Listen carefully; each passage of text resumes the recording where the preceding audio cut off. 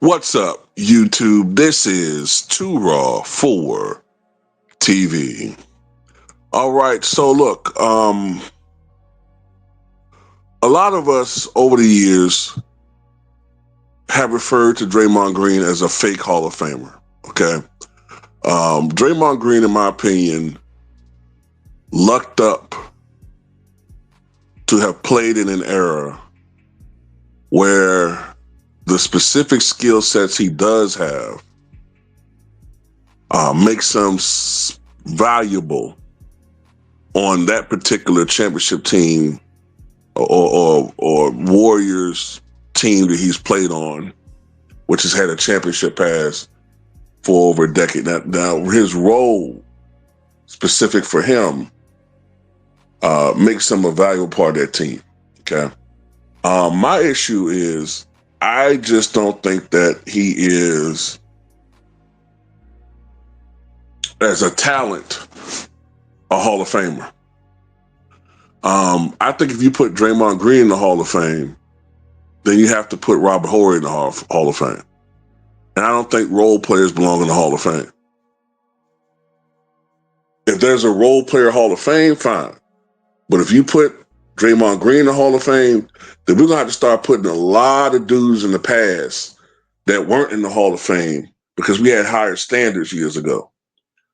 How we don't have Cornbread Maxwell in the Hall of Fame then? Shouldn't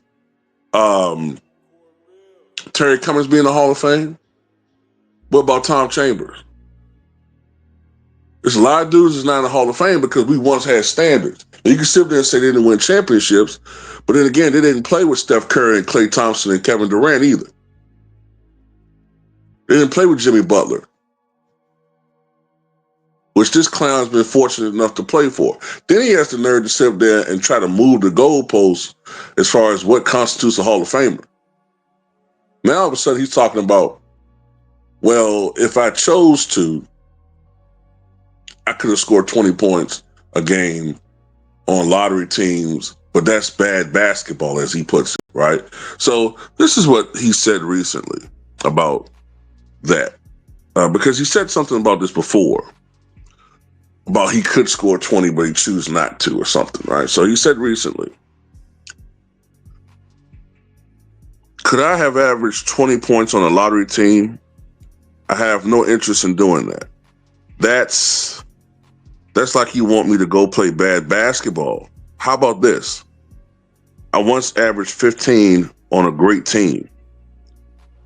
I don't know if I have that mindset anymore. Like, yeah, that's a mindset you have to have.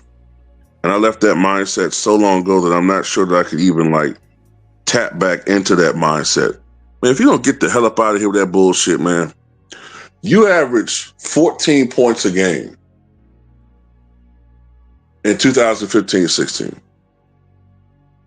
Is that 1 year you averaged in 2015-16 when that team averaged 73 points a game. Shots were so easy that year for the Golden State Warriors. Y'all were an all-time great team. And you averaged 14 points a game 1 year.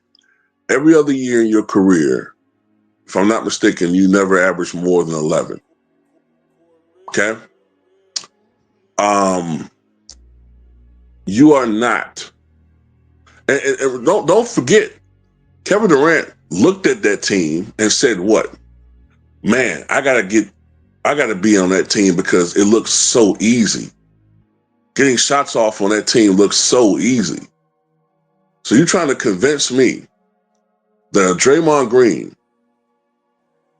who the year in which he did average 14 points a game, as a front court player, shot 49% from the floor, while Steph Curry, as a perimeter player, shot 50% from the floor. Somehow, Draymond Green is going to go on a bad team with no other all-stars, really, maybe some good role players, and you're going to average 20 points a game. That's not bad basketball. It's doing what's best for the team. Since you're supposed to be a superstar that could put up Charles Barkley numbers when you claim you can do it, that's your role. But the point is, and what we do know, is you can't do it. You know how we know it? Because the years when Klay Thompson and Steph Curry were hurt, you did everything you could, especially on nationally televised games, to get ejected from those games. Or you used to do the same thing that Anthony Davis did with LeBron. If Steph Curry was hurt, you made sure your black ass was hurt too, even if you faked an injury. Think we forgot that? How many times were you the lone superstar out there, supposedly, according to the media, and instead of going out there and putting up 25 and 10, you put up 9 and 4, 13 and 7. I said, wait a minute, man. I thought this dude said on a bad team he could put up Charles Barkley numbers. Oh, now it's the mindset. Man, I'm so sick of you dudes with y'all excuses, man. You suck, bro. That's all that is to it. You suck. You suck. You suck. Triple single. It ain't got nothing to do with you being a bum.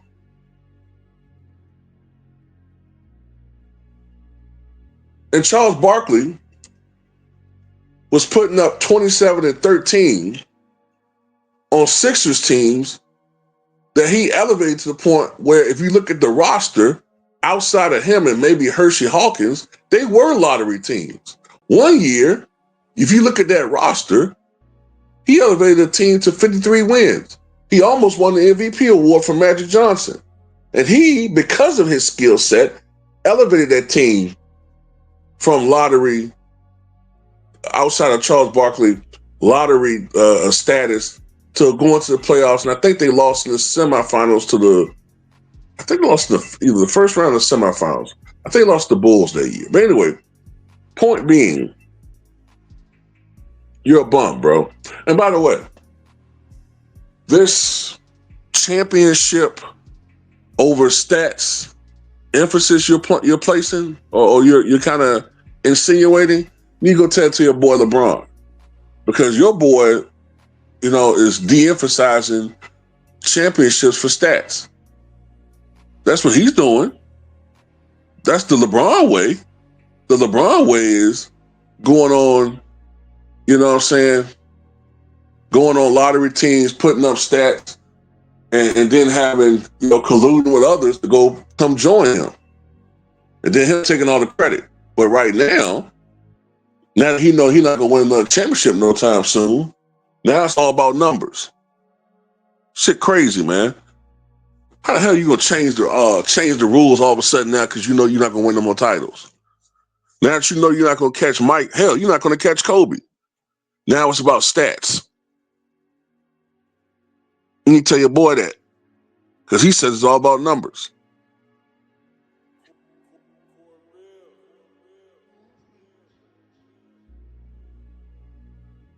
And by the way,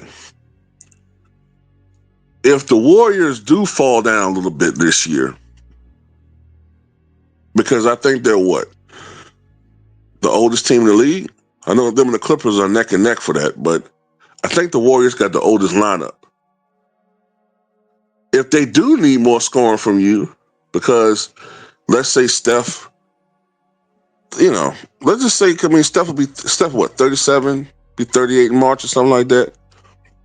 Let's say they do need you to step up offensively.